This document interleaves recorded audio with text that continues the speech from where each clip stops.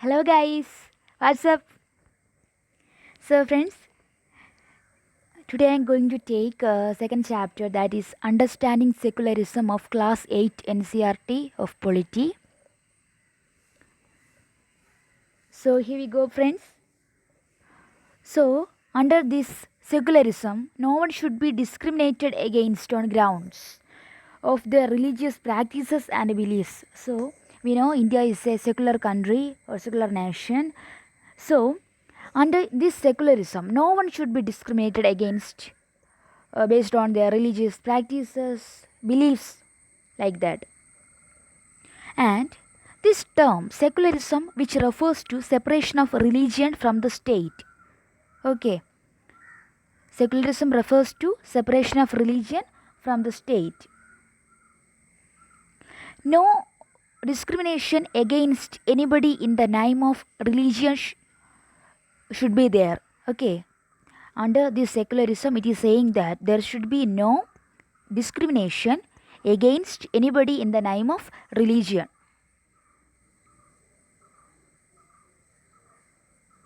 And secularism in India means a state that supports or participates in a neutral manner in the affairs of all religious groups. So, our India in a neutral manner supports or participates all the affairs of any religion. Okay, and there will be, and under this secularism by our Indian constitution, there is no domination or inferior or superior power for any religion. Okay, all are considered in a neutral manner. With the 42nd Amendment Act, with the 42nd Amendment of Constitution of India that was enacted in 1976. So this secularism, the term was added in that amendment, 42nd Amendment, and also the preamble to the Constitution is asserted that India is a secular nation. Okay, and next is, why is it important to separate religion from the state? We know the domination of majority could result in discrimination. It means that forcing a person to do something that they would not normally do by making threats against their safety or well-being or that of their relatives or property. So it is saying that why is it important to separate religion from the state? Because unless we do, it causes the domination of certain religions on the people. So there should be a separation of the religion from the state. Otherwise, these types of dominated religions or people cause discrimination on the people, or they can even kill the people on a religious basis. So it will cause the death of religious minorities, and that's why you see it is saying that uh, we need to separate religion from the state. The majority could quite easily prevent minorities. We know if there is a dominant group of people based on some religion, then this group can easily prevent minorities from anything.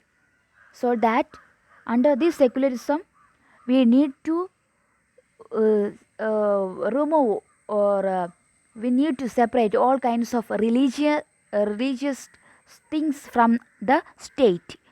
Then comes Indian secularism.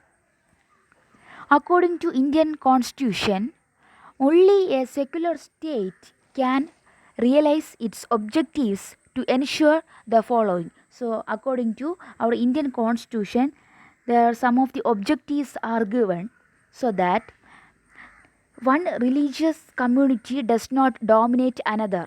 So, it is the objective that under our Indian secularism, no religious community can dominate any other religion. And the second is, some members do not dominate other members of the same religious community. So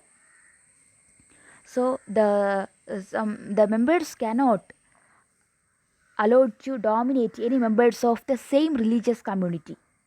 And the third is, the state does not enforce any particular religion nor take away the religious freedom of individuals. So the state also has no power to enforce any religion on people, or they have no power to take away any religious freedom from the individuals.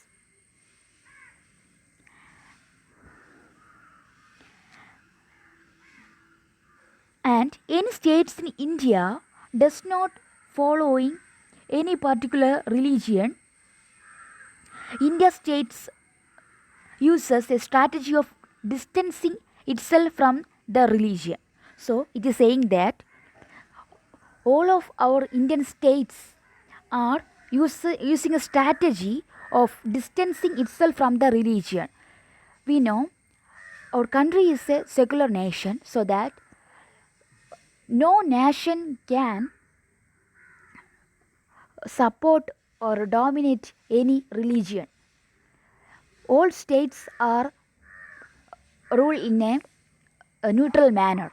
There is no inferior or superior power for any religion. The Indian state is not ruled by a religious group, and nor does it support any one religion.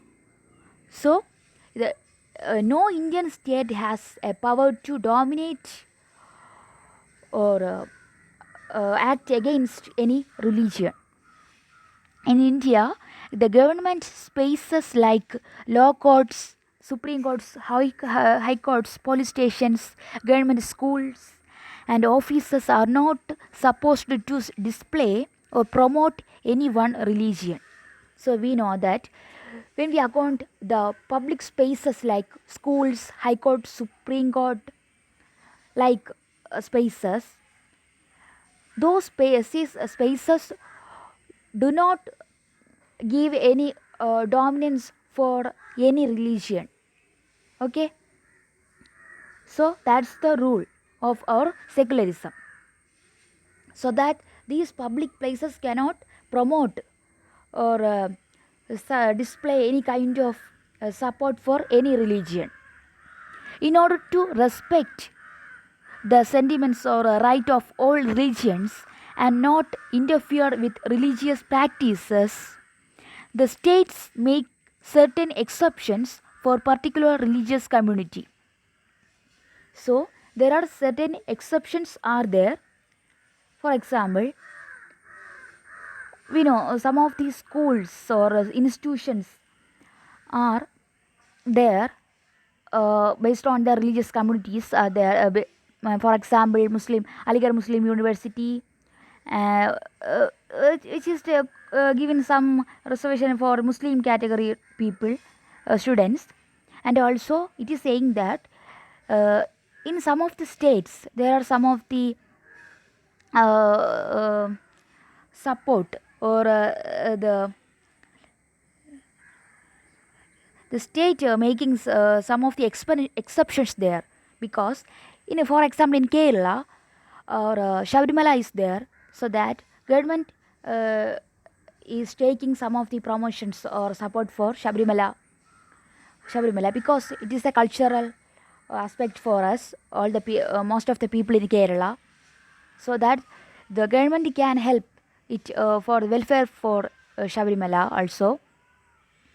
So that some of the exceptions are there, because in case of income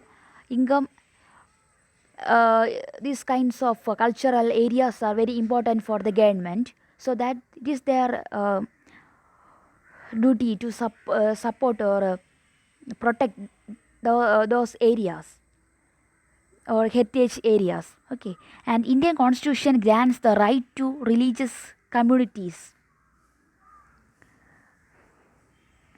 to set up their own schools and colleges. So this I have said that earlier. And Indian state is secular and works in various ways to prevent religious domination. So under this secularism, Indian state is working in a kind of preventing religious domination. So there would be no inferiority or superiority for towards any kind of religion, so that our country is working in a neutral manner by our Indian constitution. So that's all about our chapter secularism. And some of the words are here in glossary. Coercion means to force someone to do something. In the context of this chapter, it refers to the force used by a legal authority like the state. So we have said that there should be no domination for the religion governed by any government, so that we cannot force any person to take any religion or take away from any religion. So that this is the kind of forcing someone to do something. That is the word coercion. Then freedom to interpret, and the independence that all persons shall have to understand things in their own way. That is the word freedom to interpret. In the context of this chapter, it refers to a person's liberty to develop their own understanding and meaning of the religion they practice. So we have the freedom to interpret and intervene. In the context of this chapter, it refers to the state's efforts to influence a particular matter in accordance with the principles of the constitution. So friends, that's all about our chapter. Thank you for listening. Have a nice day, guys.